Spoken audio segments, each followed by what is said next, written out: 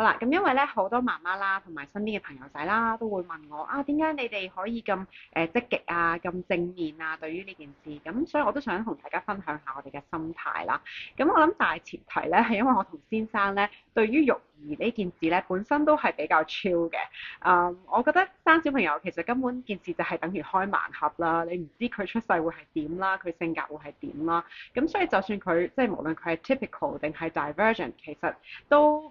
都係一樣嘅，係啊，你都係控制唔到佢會點。咁加上我哋本身對於學術咧係零要求嘅，即係覺得終極 happy school 都係非常之 OK，我哋唔追求分數。咁所以呢件事咧就本身已經令到我哋咧壓力少咗啲啦。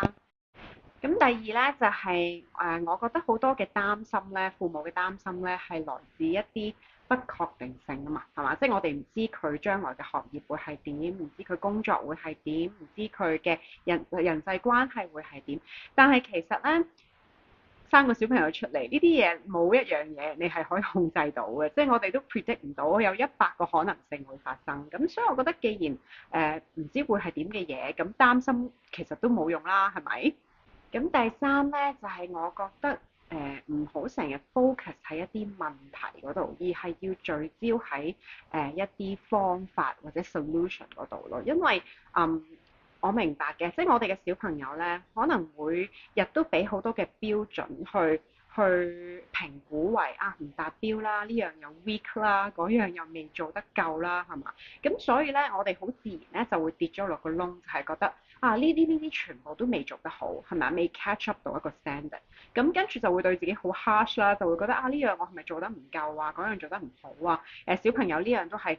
全部都未合格啊咁樣啦，咁所以咧好多時候我哋 focus 咗喺啲問題嗰度啊，咁但係其實我覺得方法咧係總比問題多嘅，係嘛？我哋嘅工作就係要不斷尋求一啲方法，令到佢哋可以自理啦，可以學習到啦，可以融入到啦。咁所以我覺得